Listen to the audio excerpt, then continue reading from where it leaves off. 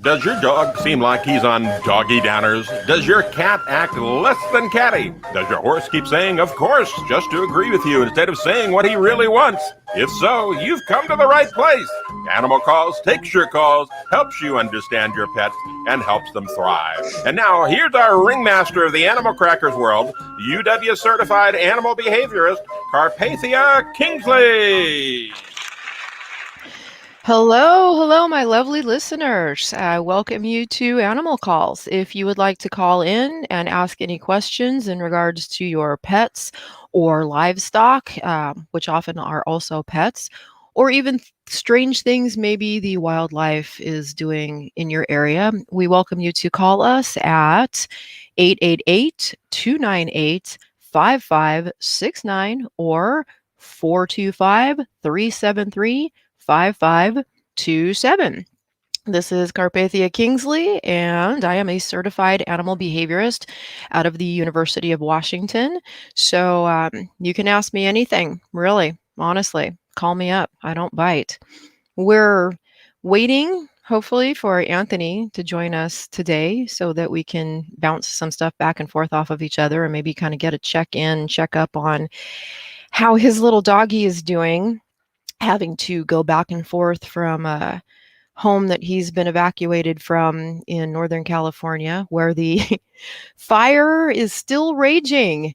I think that's been going on now for the entire run of this show, like 2 months. It's the fire that never ends.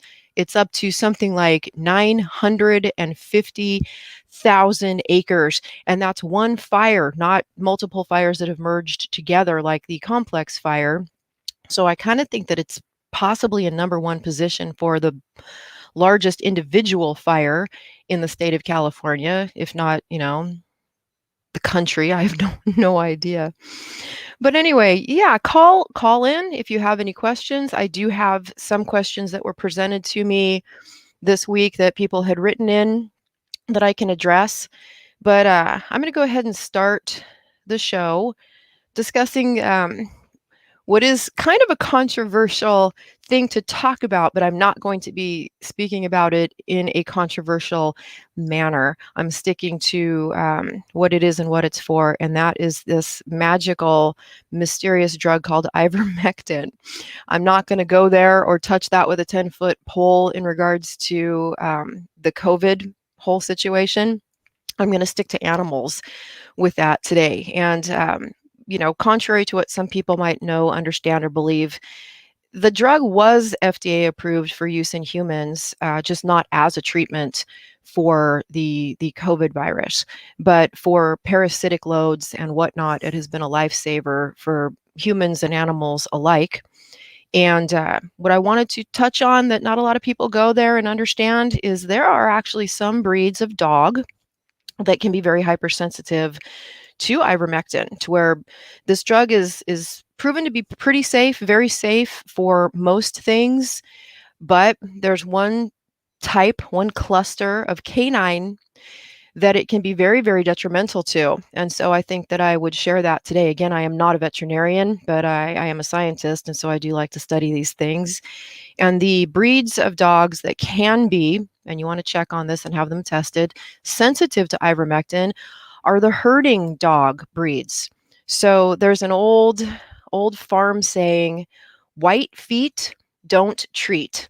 And they were looking at the border collies, the Shetland sheepdogs, the rough collies, your herding class dogs. So that cluster of dogs has a tendency to be very hypersensitive to ivermectin.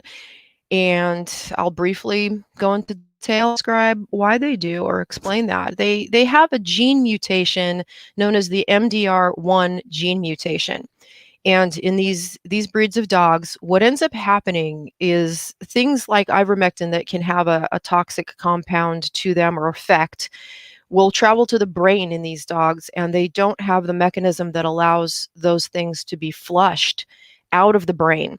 So it starts to have a cumulative effect in their brains, which can then cause seizures and any number of other things, including death. So you want to be very careful with the herding breeds, or even if you have a part herding breed, they still run the risk of that. You can have them tested for the sensitivity and for the MDR1 gene mutation to see if that's going to be an issue or if they're going to be able to handle that.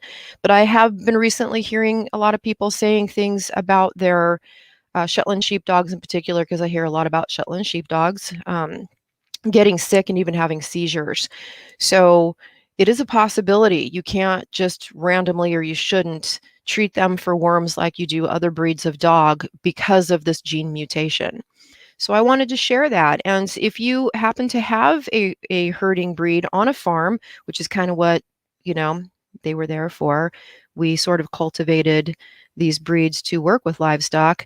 So you want to be very mindful that that can even pass through the feces of your livestock. So if you have been worming your horse, your goats, your sheep, and your herding dog then starts eating the feces of those animals, they can get secondary poisoning.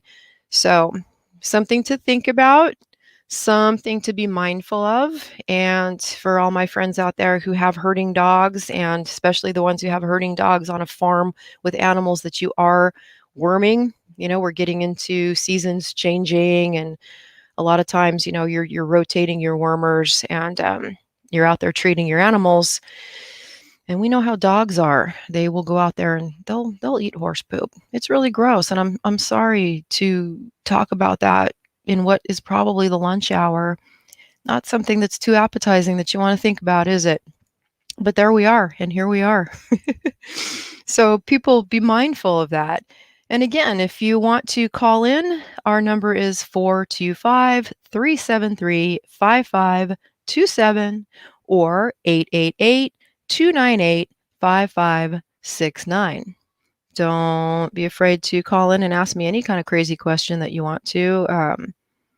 There's some weird things you can even request of me that sometimes I might even be inclined to do. So keep that in mind. Still waiting to see if Anthony chimes in with us on this. Something else that I wanted to talk about.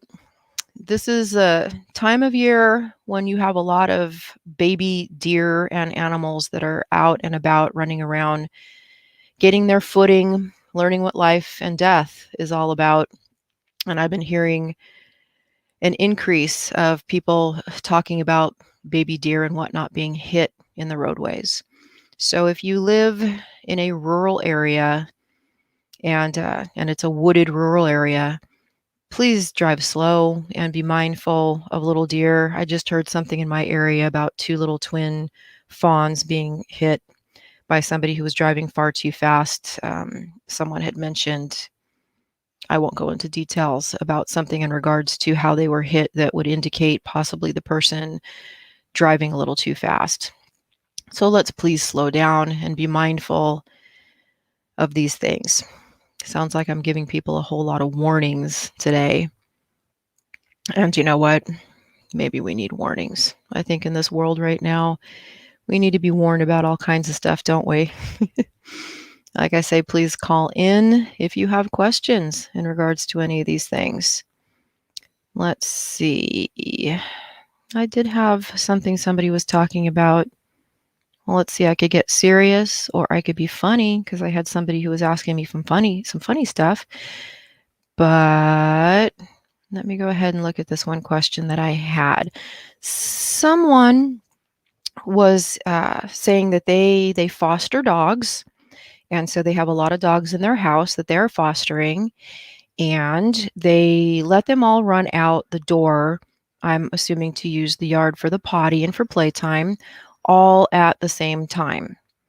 And they were saying that one of the issues that they were having were some of the more dominant dogs, the pushiest dog, I think is the way that they worded this, would be first out and would turn around at the door or pushing the other dogs back, the ones that are more, they're saying, the meekest from coming out.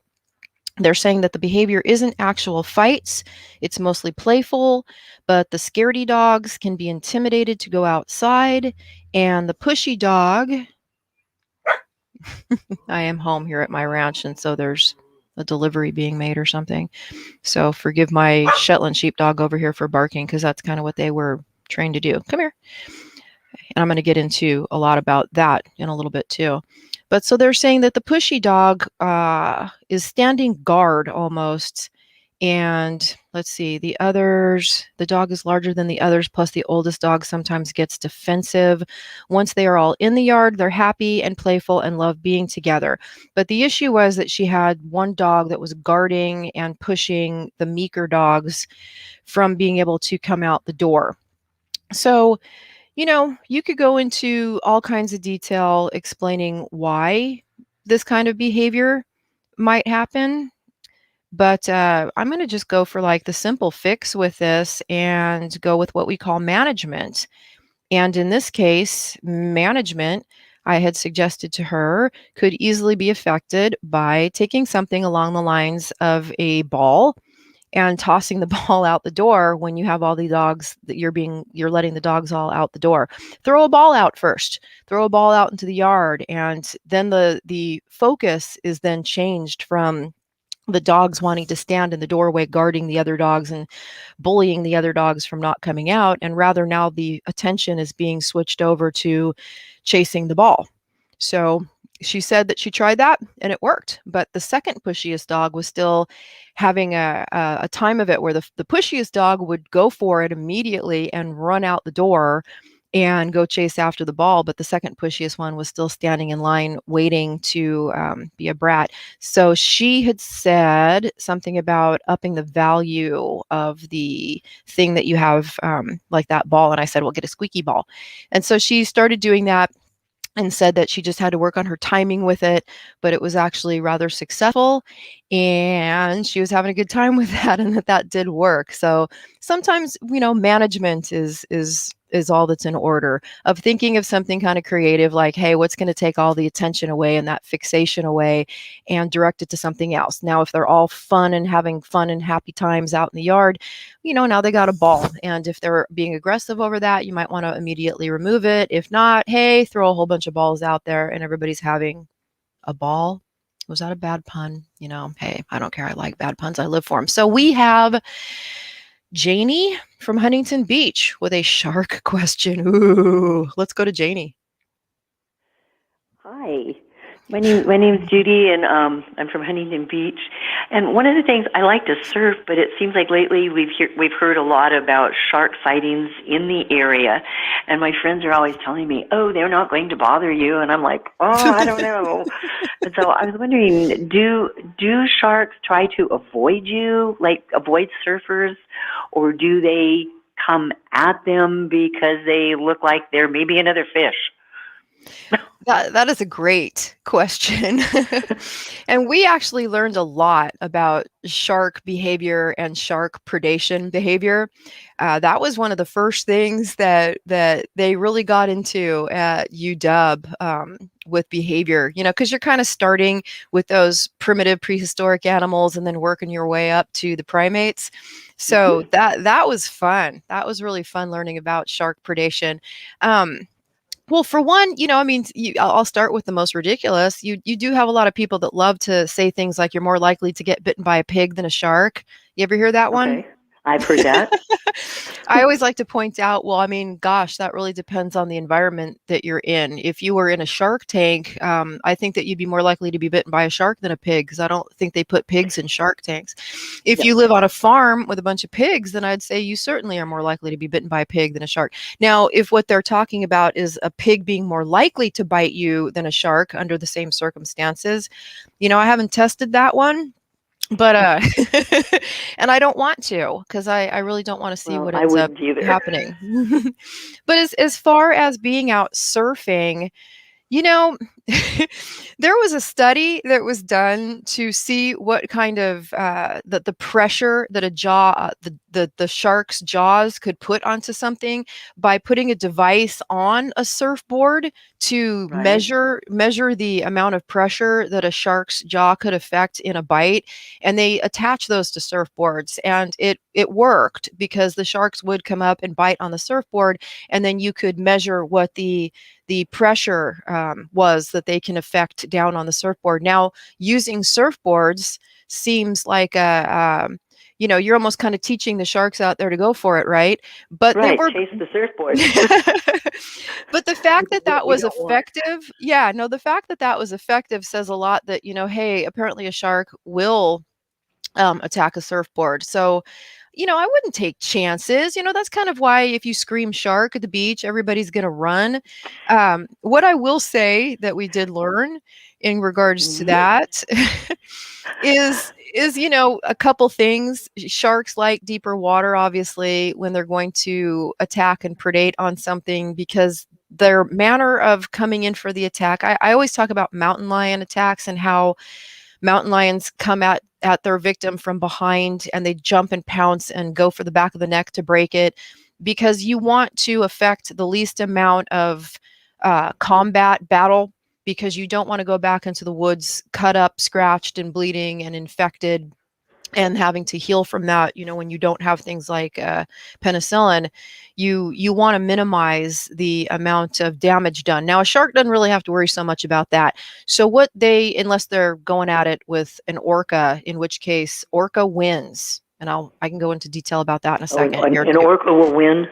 Against a shark, yeah, because orcas are highly intelligent, and they don't engage in combat with the shark as much as they understand that sharks, being mostly made, they have no bones. Sharks are all cartilage. So what an orca knows to do is to come at it like a torpedo and just break a shark in half. So it's Ooh, really horrifying, but spectacular. It's spectacularly horrifying. that would Um, be. yeah. So yeah, Oh my. Orca wins, and they're more likely and inclined to do that if they're defending their young. But what sharks like to do in a predation attack is come up from beneath.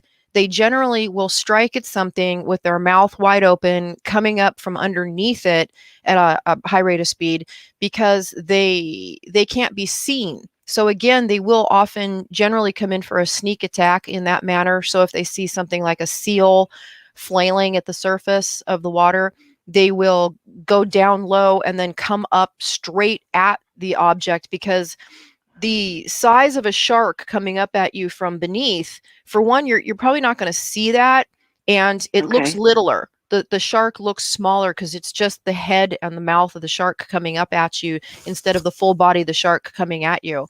So that's how they tend to take out things like seals, is from below and shooting straight up to grab the seal. Now, Okay. a person on a surfboard certainly Mhm. can come across like a seal. People wearing wetsuits often come across looking like a seal. And if you're flailing, you're slapping, and you're hitting the surface, paddling, that triggers predation instinct in the shark, because they hear that batting down on the surface of the water, and it sounds like their prey is in distress, and that triggers the predation reflex mechanism instinct in the shark to come in for the attack. So I had mentioned before that when people would be out to sea and they were stranded out for periods of time out in the ocean, and Okay. they would have these same stories of they were treading water, and there would be a shark that kept coming past them, bumping them, and going away. And it would be rather methodical. Like every few hours, they would come by, bump the person, and then turn around and leave. Kind of like, I know you're here. I'm checking on my future meal. If I were wanting to eat it, you're there, and I know you're there. I know where you're at. But that could go on for 12, 24 hours. And then they would have very similar stories of when the helicopter came in to retrieve the person. Right as the Mhm. helicopter started to come down, the shark would zip back to that person and attack them, Ooh. sometimes killing them or ripping off a leg, whatever, before the helicopter was able to effect its rescue. That is when the shark would come in.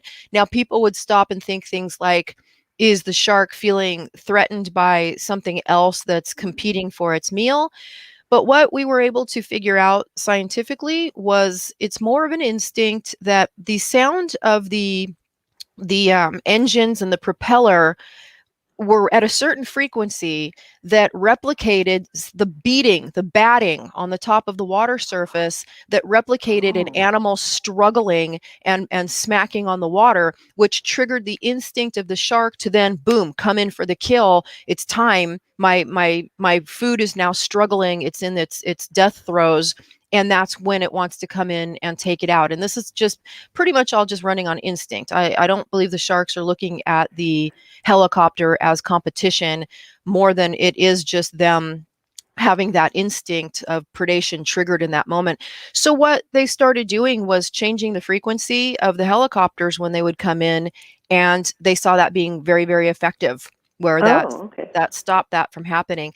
So going back to being out there on a surfboard, you know what? You're slamming on things. If there's a shark around, yeah, I would say get out and Probably get out of the water.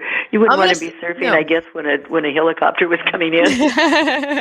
Well, they have changed that, where they do change frequencies on that to not have that, or they should know how to do that at this point. That was something that they switched around doing so that would stop happening. But I wouldn't take my chances. The other thing I'll say in regards to that is sharks have both cones and rods in their eyes, so they do have some spectrum of color detection. They're not seeing things in black and white. They can see some colors. So that's interesting. Yeah, and we've seen that there are certain colors that seem to trigger predation more than other colors. And I'm going to go ahead and share that really quick for anybody who's out there surfing amongst the sharks. So if you're in all black, what does that look like? What do you think that might replicate? Probably looks like a seal or some Bingo. Such animal. Bingo, yeah. And that's one of their favorite snacks. That would be flailing on the surface. Color.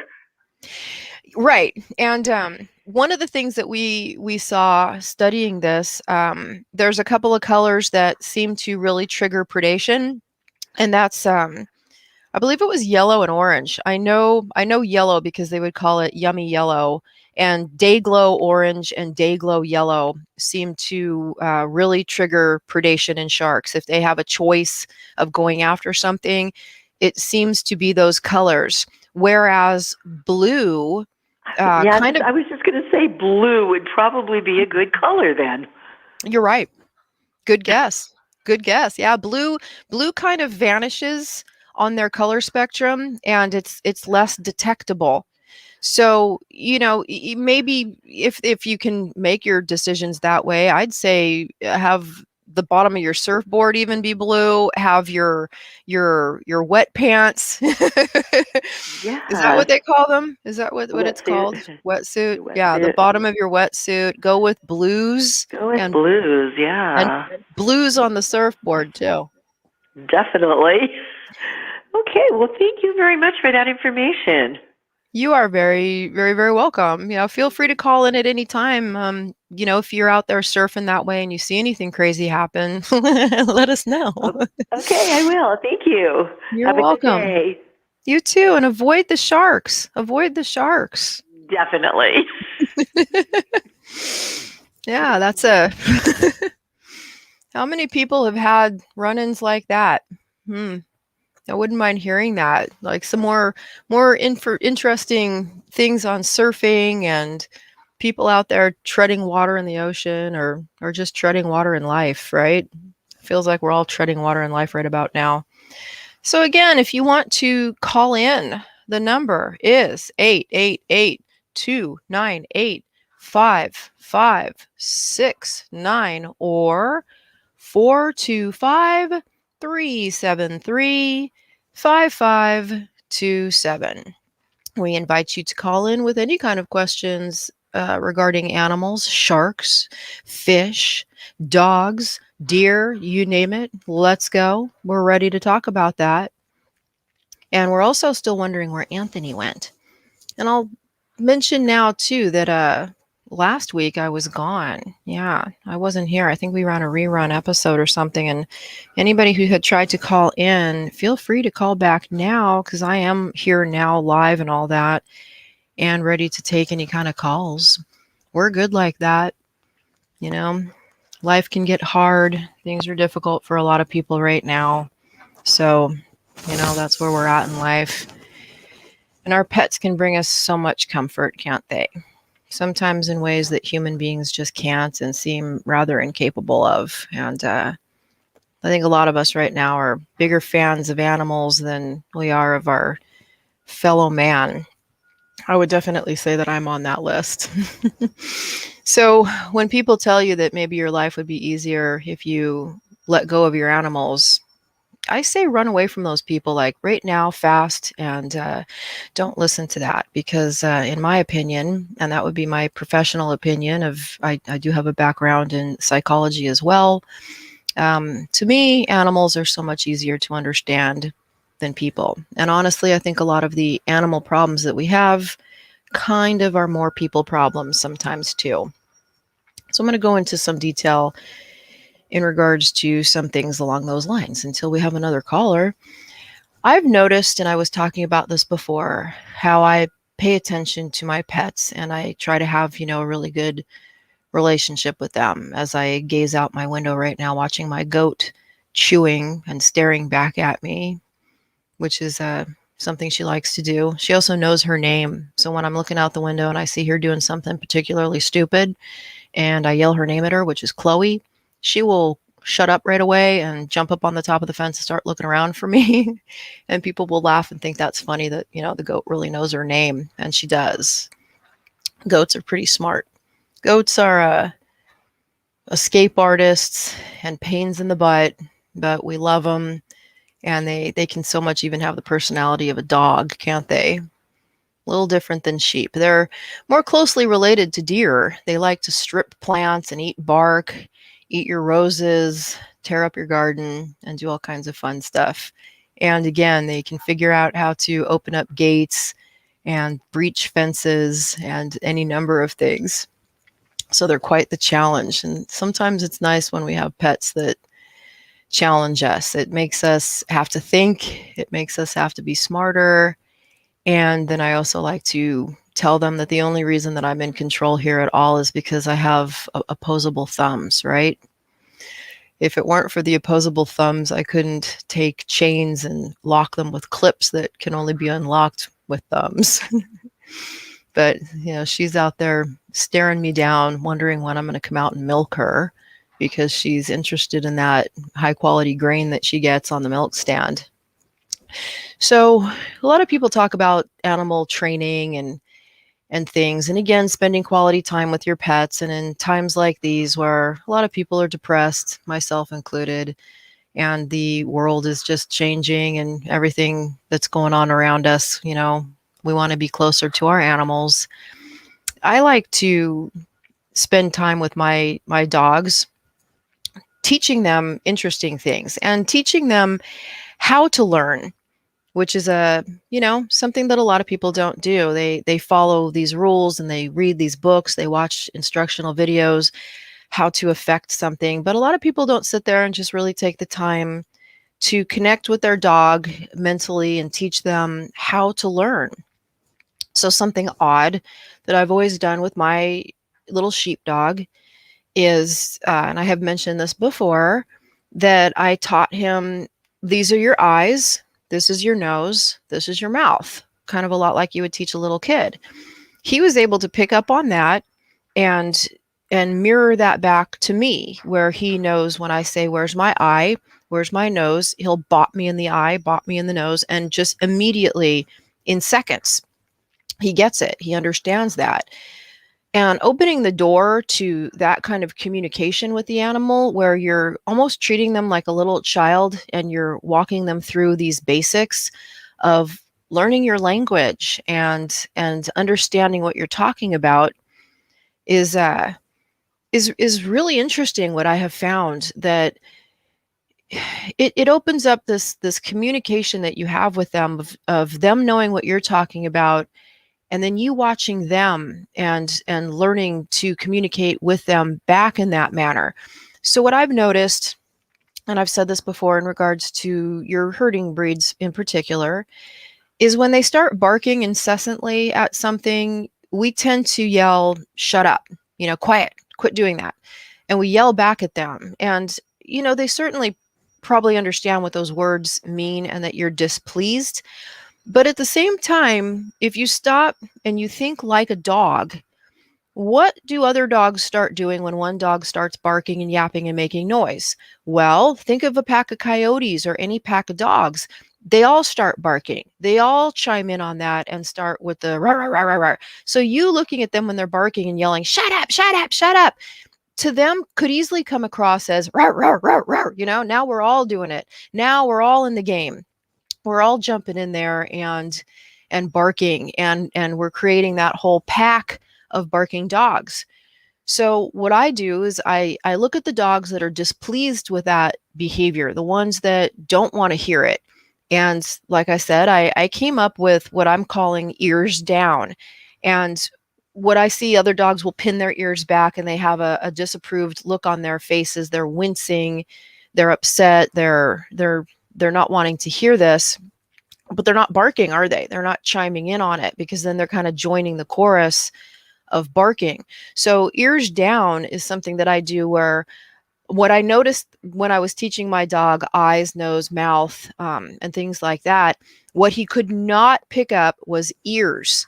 He knows what his ears are, but he can't find where my ears are. That never made sense to him, no matter how much I taught him that. And it made me start thinking, wow, the placement of our ears is just so off the wall for a dog. We really almost have undetectable ears.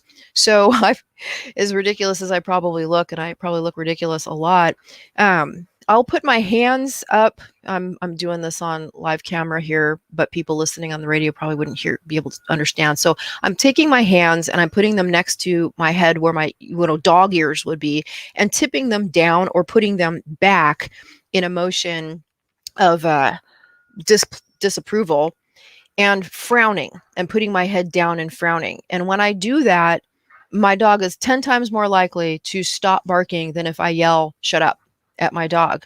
So frowning is something you can do. Putting your ears back in a fake manner, using your hands to replicate ears, I've seen be very effective. Or in the case with my dog who knows what eyes, nose, and mouth are, I'll put my hand over my own mouth and look at him and frown. And he's far more likely to quiet down immediately on that visual cue than he is to a verbal cue of telling him to be quiet.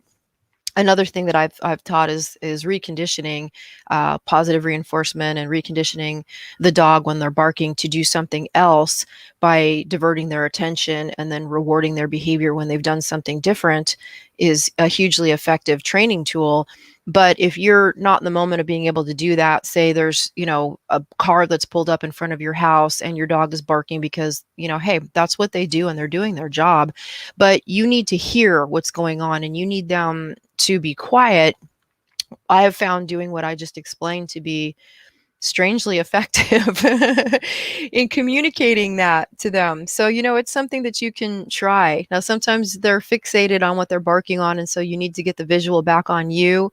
So maybe making some kind of a sound or stomping or something that would make them turn their visual back to you, and then showing them this physical sign of disapproval seems to be very, very effective. And I'd like to work more on that with other people and their dogs to see where I can go with that.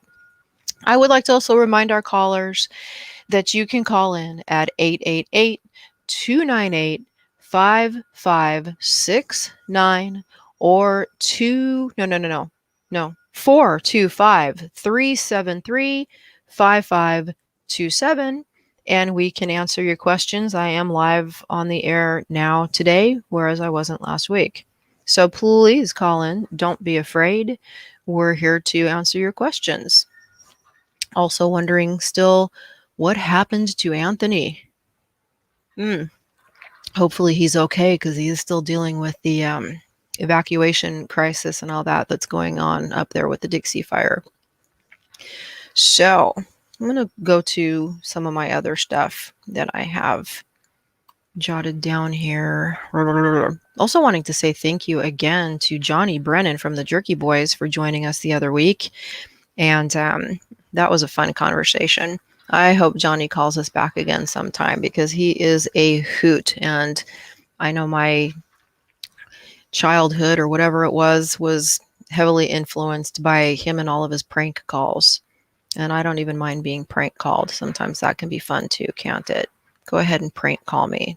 Prank call me or challenge me to make some strange animal noise, because that is one of my stupid human tricks. I can replicate the sound of dolphins, crows, you name it. I pretty much talk to all of my animals like Dr. Doolittle, and I like to speak their language when I do it.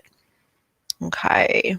The person who did have the problem with the dogs that were guarding the other dogs coming out the door said that the squeaky ball thing did seem to work well. And that's fantastic, because I like it when things can be managed. Again, that's really, really easy. I always try to find the most effective way to just do things in a nice and easy manner. Because one of the things I like to say is, it's easier to learn from animals and work with them and listen. I always like to tell people that when you're dealing with, say, a horse and you have it on a lead rope and the horse is pulling back, you give and pull, you give and pull. You don't just start getting into a game of tug of war with a horse, because you will not win. So sometimes you got to loosen up on the rope. And I use that as a metaphor for a lot of things in life. Sometimes you just got to loosen up on the rope. So let's see. You know what? I know this guy, and every good story starts like that, doesn't it? I know this guy named Josh. Hey to Josh, who's always asking me really fun and interesting questions. He had been watching one of these videos that people will put up on TikTok and YouTube and things like that of a cat playing the piano. I wonder how many people have seen the cat playing the piano videos. And he asked me if the cat is really playing the piano. Like, can a cat really play the piano like that? And you know what? My dog does play the piano. One of them, my American Eskimo, he will jump up on the piano bench and hit 2 notes on the piano. He used to, before he became 15 years old, and now his brain is kind of like oatmeal. And he doesn't really remember a whole lot of his tricks that he used to do. He used to do lots and lots of tricks, jumping through a hoop, playing the piano. Now he pretty much is like owning a pet shark. Speaking of sharks, where, he sees my hand and he snaps at it with a smile on his face, thinking that I'm holding food when I'm not, because it's all the same to him, right? But the cat playing the piano, yeah, no, pretty sure that's manipulated in some manner. I don't think that we have cats playing, concertos and doing things like that. At least not yet. I'm not saying that we can't get to that point, because that would be really exciting, wouldn't it?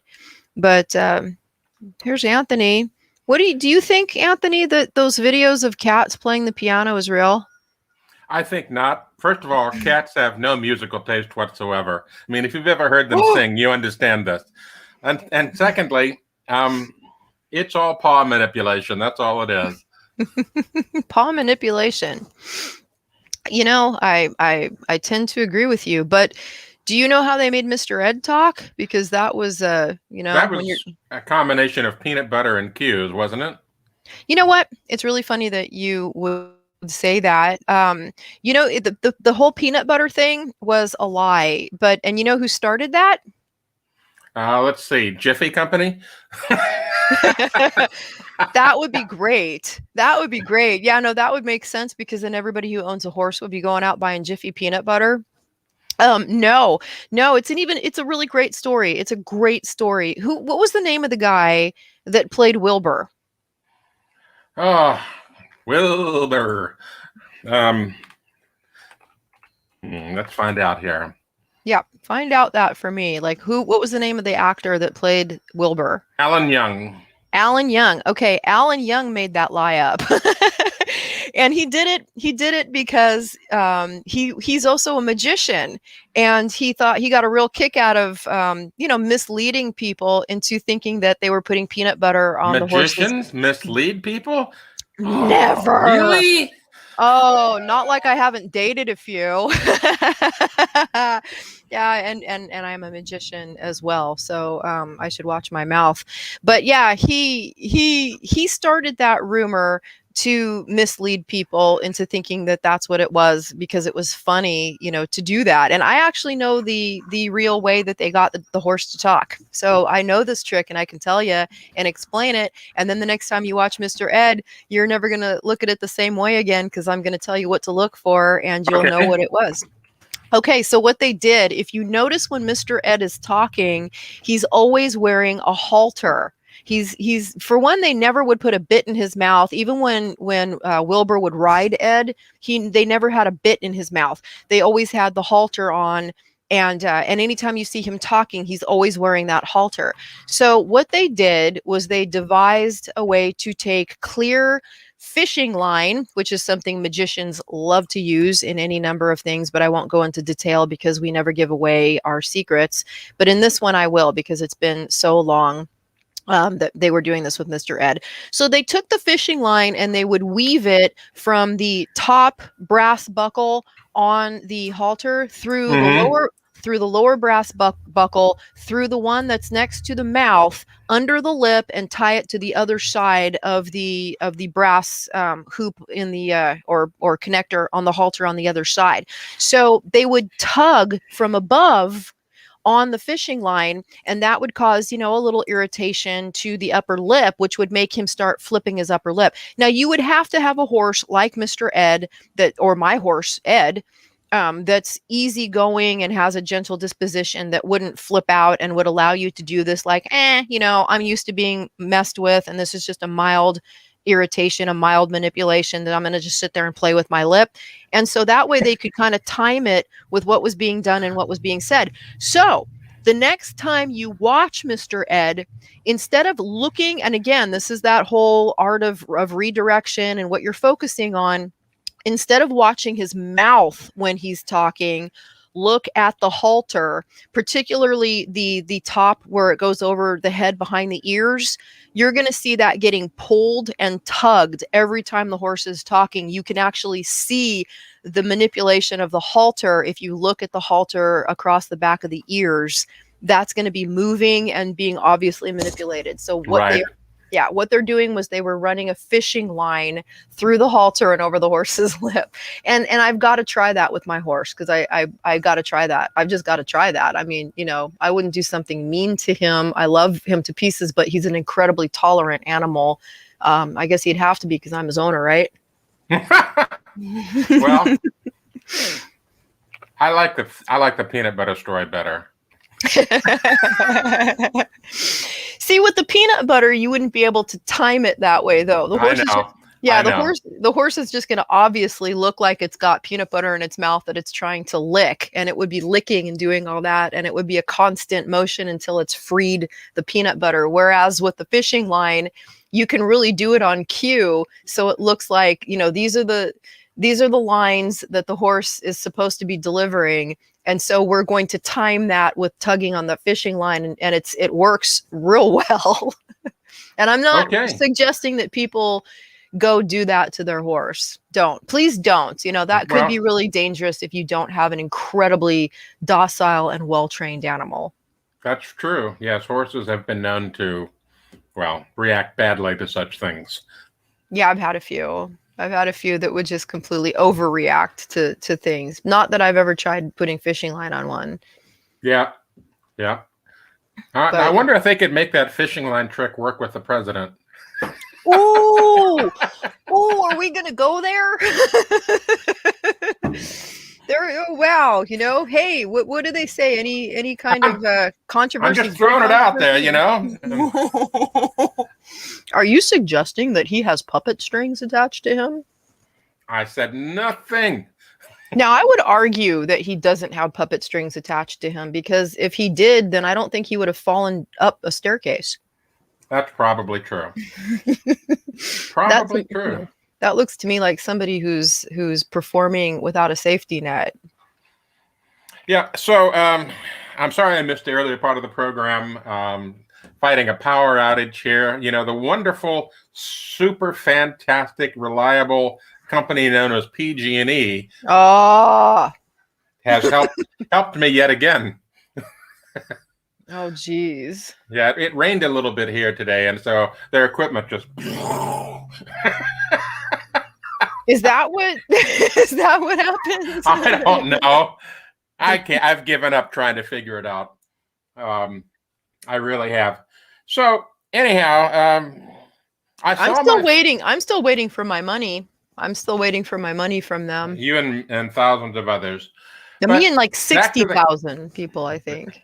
Back to the topic of animals. I saw my first bear in California a week ago. By the side of the road on Highway 20. He was he waving? He was not. He was not one of the famous waving bears. No, he was not. I have the waving bears. I live where the waving bears come from. Go on. Right, they're the waving bears of Squim. Yeah. But in my case, this bear was not waving. He was just nonchalantly munching away on a deer carcass on the side of the road. Gruesome. Yeah, well, that's nature for you. Nature at its finest. Was he really eating a deer carcass? Yes. Oh, my goodness. There was a murder of crows standing around waiting in anticipation. Well, everybody coming in to get the scraps, right? Yeah. So waste not, want not. That's nature generally doesn't. Nature does not waste. Everything gets recycled. Even the bones calcify the earth. That's true. Well, that's really brutal and gruesome. But thank you for sharing that in the lunch hour. I'm just trying to do my part to brighten up the program. Well, yeah, hopefully our listeners are out there and it kind of made them think, well, it's the lunch hour. Maybe I should go get ribs. No comment. Ooh. Anybody out there eating venison for lunch? Oh, besides the bear that Anthony saw? I don't know. See, I don't hear about too many bears eating deer as much as you hear about mountain lions attacking them. I remember one time when I was up in Paradise, somebody had called 911 and the call was a bunch of noise, a bunch of ruckus that was going on. And what had happened was a mountain lion had attacked a deer that was on their front doorstep. And I guess the sound of slamming into the door and the skidding all around on the front doorsteps made them think somebody was trying to break into their house. But what it was, and then to open up your door to find blood everywhere and a deer carcass was rather unsettling. And that one time when I was living up in the northern. Before you get into that other story, I should mention that we have a call-in number for those of you listening in your car, in your home, in your hovel, wherever. Our call-in number, 425-373-5527, 425-373-5527, or toll-free 888-298-5569, 888-298-5569. Give us a call. Ask an animal question about your pet's behavior or even your neighbor's pet's behavior.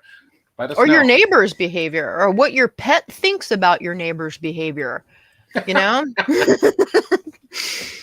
mean, sometimes the animals are right, and you've been yelling at your dog for barking and come to find out your next door neighbors were burying people in their backyard, like in that movie, The Burbs, maybe, and not that there was a dog that let them know about that, but they knew about it. And maybe your dog knows that your neighbor is up to no good, and you should listen to them. But yeah, what I was going to say with the whole deer thing, when I lived before up at the northern end of the glorious state of Washington, one night at about 2:00 in the morning, I heard bam, bam, bam, bam, bam, bam, bam on my front door. And I lived in the middle of nowhere. You had to go through 2 gates. I used to call it my Edward Scissorhands period of time, where I had this estate up there where the driveway was about a quarter of a mile long and you'd have to go through 2 locked gates to get to the house. So somebody beating the crap out of my door made me think, well, this has got to be some kind of deranged serial killer that's looking for a place to escape, right? And I mean, it was just this rapid succession beating the heck out of my front door. I was shaking, terrified, grabbed my gun because, of course, you live in the woods, you're going to have like a shotgun or a rifle right under your bed. And so I grabbed that and went down the staircase to the front door, thinking, what is going on? And before opening the door, I looked out the window on the side to see that my front porch had frozen and a deer was on it, and the deer had fallen over on the ice and was scrambling to get its footing to get back up, which was just hammering my front door.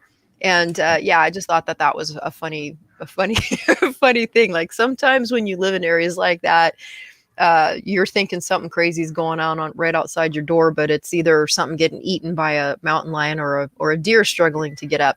I think people who live in cities, they just don't get that, do they? I guess not, because you don't generally have mountain lions in the city or deer in the city. Although when that happens, people tend to go a little bit crazy. And so the 911 lights up, and sirens and all of that. Malarkey. Yeah. I am surprised, living where you live, that this is the first time you've seen a bear. Well, I was too. I really expected to see one long before this, but I guess I just don't get out enough.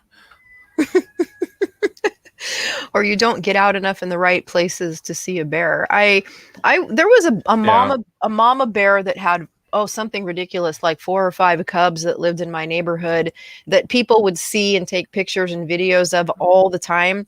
But I never saw them. But that's probably because my house was referred to as the compound, where it was solid 6-foot fencing, wood all the way around the entire perimeter of the whole piece of property with the house inset from that. So I couldn't see the road or the street. So I never saw all these bears people would talk about all the time. I would have needed a watchtower, which I wanted to make, but I never got around to it. I have a question. This is something that just popped in my head. Someone mentioned to me a long time ago. Oh, Ruth from Seattle's calling in. Bring it on. Raccoons and dog training. Yeah. What? Yeah. What? My neighbor, between our houses, we got a bunch of raccoons that come by.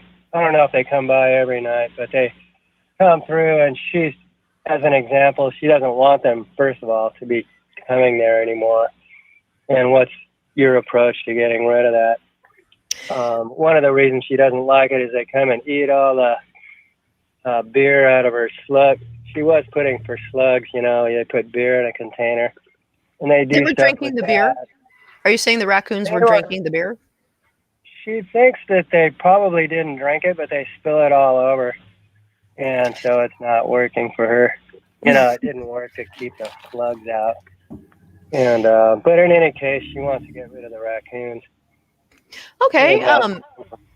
As far as management with that type of wildlife, I'm going to say this. So things like raccoons and possums and all that are very, very scent oriented. They're sniffing that out, and they're smelling probably the dog food. If there's dog food, the beer, that might even be an appealing scent to them. Maybe they're just thirsty. A lot of times if people have running water, they'll hear running water like ponds or fountains, and that kind of replicates the sound of a spring or something that attracts them to water. So if there's any kind of water source like a pond or a fountain, turn that off at night. But if you're going for that, to dealing with the fact that they are very much into scent and sniffing their way to where they're getting, things that are unappealing to them would be ammonia and bleach, not together. Don't mix that. I think that turns into some kind of a toxic thing that you don't want to mix, but pick one. My go-to is bleach, and you want to put that in a spray bottle and spritz it around the perimeter of where you want them to stay away from. A lot of times they sniff something like that and they have very, very sensitive sense of smell, and that is a really unappealing thing for them. Same thing with bears that get into trash cans. Bag your trash for one and tie it up real good, and then try spritzing bleach around the trash can and the trash can lid itself. So I would say start with start with that and see how that goes. And if that doesn't work, call me back and I will have more things. But I would start with the bleach. So spray bottle with bleach around the area that she's wanting to create a parameter of keeping them away. Oh, nice. I'll do that. He'll do that.